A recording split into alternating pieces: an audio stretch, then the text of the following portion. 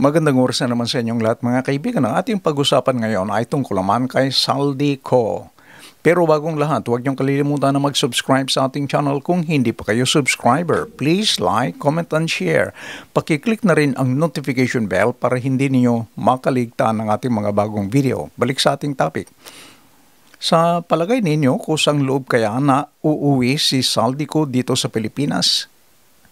Alam naman natin na ibinalitang iimbitahan sa Senate Blue Ribbon Committee para humarap sa susunod na pagdinig si dating House Speaker Martin Romualdez at ex-Congressman Elizalde Co. Siguro maaring na pressure si Senate President Pro Tempore Panfilo Lacson, chairman ng committee, dahil ilang sektor, mga individual, mga grupo ang nagsasabing may kinikilingan, may kinakampihan at may prinoprotektahan na ilang personalidad ang Blue Ribbon Committee. Kaya siguro magpapadala ng invitation letter para kay Romualdez at Co para sila ay humarap sa nasabing hearing ng Senate Blue Ribbon Committee. Sa kaso ni Co, siya ay papadalhan ng invitation letter sa kanyang address at tiyak na hindi siya makakadalo dahil alam naman natin na siya ay nasa abroad. Pero may mga Pilipinong magsasabi at sila ay nagsasabi na siya raw ay naka-check-in sa isang luxury hotel sa Spain. Kaya kung hindi siya sisipot, i-issuean siya ng show cause order at pwedeng ipakontempt kung saan i-issuean siya ng arrest order kung mabibigong siya ay dumalo sa nasabing hearing. Sa situation naman ni Romualdez, ang invitation naman ay idadaan kay House Speaker Faustino D. III bilang paggalang na rin sa interparliamentary courtesy sa pagitan ng dalawang kapulungan. Ngayon, balik tayo kay Saldico. Walang balak talaga na voluntaryong uwi sa Pilipinas si Saldico. Katunayan, yung kanyang tatlong shopper ay sinubukang ipa-deregister. Ngunit ito ay pinahinto ng Civil Aviation Authority of the Philippines. Ipinapa-deregister ang mga ito dahil balak nilang ibinta ang mga ito. Narito ang pahayag ni DPWH Secretary Vince Dizon. Tatlong chopper na sinubukang i-deregister. Kaya yung dinideregister ay may plano silang ibenta. Dahil hindi mo maibebenta at hindi maibibigay, baka mabibigay ng gustong bumili nun kung hindi i-deregister sa Pilipinas. Si Secretary Vince Dizon. Hindi habang panahon ay makakaiwas si Saldico. Marami tayong mga kababayan sa abroad. Sila mismo ang magbibigay ng information sa kinaroroonan ni Saldico. Kaya darating ang panahon na mapapauwi rin siya dito sa Pilipinas. Si Saldico ay mahalagang witness kung may kinalaman o walang kinalaman si Congressman Martin Romualdez sa mga malawakang anomalya sa mga flood control projects. Pero ang malaking katanungan ay kung magiging hudas kaya si Saldico? Huhudasin niya kaya si Martin Romualdez? Ilalaglag niya kaya si Martin Romualdez? O baka naman aminin niya lahat na siya lahat ang may kakagagawan sa mga anomalya para isalba si Romualdez? Ibubulgar niya kaya na sangkot si Romualdez? O sasabihin niyang walang kinalaman na hindi sangkot si Romualdez? Mga kaibigan, sa aking opinion, ito ay opinion ko lamang, ibubulgar lahat ni Saldi ang lahat ng kanyang nalalaman sa nangyaring malawakang anomalya sa mga flood control projects.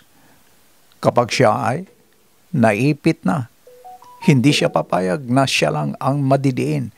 Hindi siya papayag na siya lang ang magdusa. Hindi siya papayag na siya lang ang makukulong. Kaya sa aking opinion, kung sangkot si Romualdez sa anomalya, ayaw niyang uuwi. Ayaw niyang mapabalik si Saldico dahil kung Chico ang magdawit kay Romualdez, wala na siyang lusot. Kapag kumanta si Saldico, katapusan na rin ang ambisyon ni Romualdez na maging Pangulo ng ating bansa. At hindi lang yan, pati yung mga ilang mambabatas na nakipagsabwatan kay Saldico, kung meron, hindi na rin siguro sila makakatulog. Paano kung uwi o mapabalik si Ko? Baka ikakanta rin sila ni Saldico. Si Saldico ay magiging very credible witness laban sa mga congressmen at kay Romualdez kung sila ay may kinalaman sa anomalya. Kung siya magsasalita laban sa mga congressmen at laban kay Romualdez, mahirap nilang i-debunk.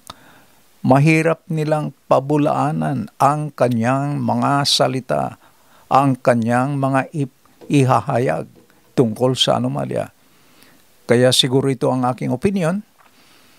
Ilan sa ating mga mambabatas, lalong-lalo na si Martin Romualdez, ayaw nilang uwi si Saldico dahil siya ay isang mahalagang link sa mga malawakang anomalya sa flood control projects.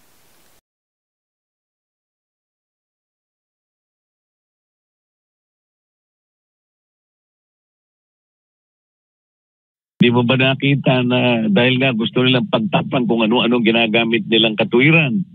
Ibig mo ba sabihin lumilitaw na at isinisigaw na lahat ang pangalan mo na ikaw ang utak ng lahat ng ito? Ay yung kaukulang paggalang pa. Pantakip. Nakasulat ba sa bato yan? Absolute ba yan? Kung sinasabi nilang transparent at saka accountability, mas mataas pa ba? Mas mataas pa ba yung parametro ng kortesiya? Anong interparliamentary courtesy? Ang pinag-uusapan natin ay kinakailangan mong ilitaw. Kailangan mong alisin ang maskara na nakabalot sa kawalang hiya ang nangyari na sa bansa natin. Sasabihin mo pa interparliamentary courtesy? Napakababaw na argumento niya. Halatang halata yan. Kung sino yung gustong maglihis, sila yan. Opo. Ayaw nilang ilitaw. Ayaw nilang alisin ang maskara. Bakit mo harangan ng interparliamentary courtesy? Wala kang nalalabag na interparliamentary courtesy kung imbitahin mo sila. Huwag mo lang silang isabina. Yung courtesya na yung pa rin sa pag-iimbita, iniimbita mo lang. Hindi mo ba ginagalang yun? Iniimbita mo Mm-hmm. Ang problema kung ayaw mong imbitahin. Yun ang paglilihis. Yun ang pagtatakip. Oo. Inimbita ko na nga si Congressman Toby Chango. May problema ba doon? Meron ba akong nilabag doon? Wala. Voluntaryo siyang pumunta. 2 beses na nga pumunta doon O bakit nila tinatakpan niya sa magitan ng tinatawag na kortesiya? Anong kortesiya? Mas mataas bang kortesiya sa accountability at transparency? Kung magsalita sila, parang akala mo mga moralistang magagaling.